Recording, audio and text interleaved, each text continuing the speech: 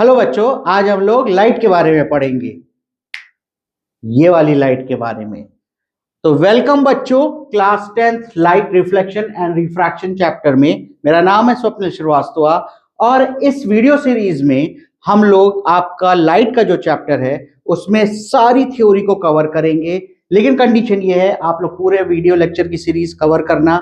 आपको बाहर कहीं भी जाने की जरूरत नहीं है, आपको पूरी थ्योरी यहां मिल जाएगी। सारे तरह के न्यूमेरिकल्स जो आपके बोर्ड के एग्जाम में होंगे वो भी यहाँ पे सॉल्व किए जाएंगे। ठीक है, तो चलिए हम लोग अपना चैप्टर स्टार्ट करते हैं और उसका नाम है लाइट रिफ्लेक्शन एंड रिफ्रैक्शन।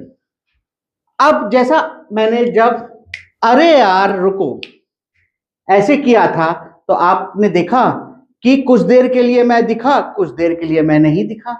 इसी तरीके से आप किसी रूम में जाइए, आप लाइट को स्विच ऑफ कर दीजिए तो आपको कुछ नहीं दिखेगा, और जैसे ही आप स्विच ऑन करेंगे लाइट को तो आपको चीजें, आसपास की सारी चीजें आपको दिखने लगेगी।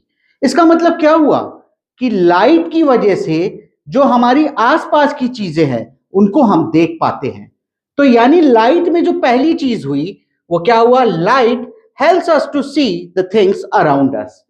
कहीं भी लाइट होगी तभी वो उस सरफेस से रिफ्लेक्ट होकर के जब आप तक आएगी तभी आप उस चीज को देख पाओगे। ठीक है, हम अपने नेक्स्ट इंपॉर्टेंट पॉइंट की तरफ बढ़ते हैं।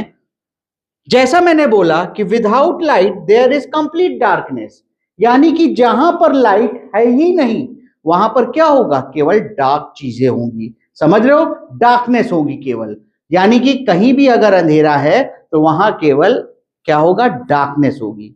तो अगर हमको चीजों को देखना है तो हमको लाइट वहां पर होना बहुत जरूरी है। और यहाँ पे बच्चों एक बड़ी अच्छी बात बताऊं जो काफी मजेदार बात है कि भाई लाइट खुद नहीं दिखती लेकिन उसकी मदद से हम चीजों को देख लेते हैं। तो इसका मतलब क्या हुआ कि light itself is invisible but it helps to see the things around us, right.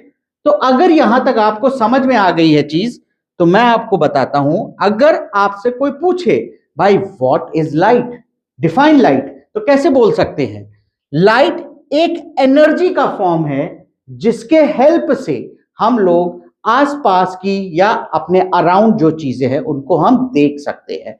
So light is a form of energy which helps us to see the things around us.